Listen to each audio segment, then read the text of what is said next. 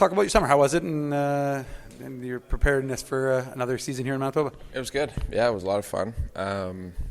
Goes by quick, and when you get back, it feels like you never left, really. So, but no, it's been good to be back in Winnipeg, and looking forward to the season for sure. How much does the training camp with the Jets get you ready for this one? Because it seems like obviously, Mark was just saying it, skating at a higher pace and getting ready for the season. So it seemed that you'd be a little bit of a step ahead of guys who have just been practicing on their own. Yeah, for sure. I mean, it is nice to to have that pace to start, and you definitely do feel better going into the American League training camp, having gone through the NHL one. So I mean, it was another good experience, and just something to build off of. Got into a game, which was nice, and so just build off into the start of the season. This is a different group than we've seen from years past, and we talk about how inclusive this is. But you're kind of a little bit of a wily vet now, especially with Jimmy moving on. So do you feel a little bit more responsibility in terms of that leadership role and kind of welcoming the next generation of Moose players?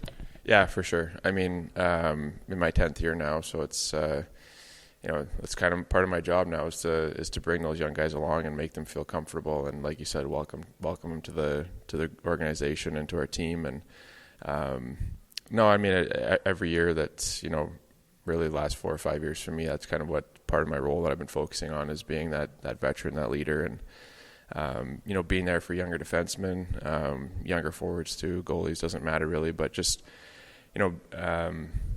certain situations that younger guys might be going through during the season, maybe I went through those when I was younger too. So it's just being there for those guys, and like you said, just being vocal and taking another step in leadership department.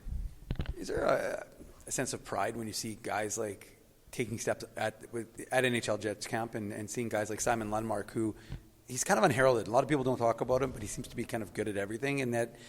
Again, he seems to, like, the coaches talk about him here at the Moose. The coaching staff up with the Jets were talking about him, and they're keeping him up there. So, I mean, obviously they seem to like what they see. Do you take a sense of pride knowing that you're helping young guys like that get to that next level? Yeah, absolutely. I mean, I think I've probably told you once or twice. Just even Ty Bauer. Lundy's the same thing. I spent a lot of time playing with him my first year here 2 years ago, and seeing his growth and his development over the last couple of years has been tremendous. And same thing with Ty, and both those guys are up there still. And so as an older guy, you're really happy to see that for him, and we hope we don't see him back here, but if we do, we'll welcome him for sure. Also, the pace just seemed kind of high today too, pretty intense, some battle drills near the end there too. Do you try and sort of keep that up through the whole camp, or is that just sort of important for that first day to sort of just really set that tone? Yeah, day one's always the hardest. Doesn't matter what camp you're in.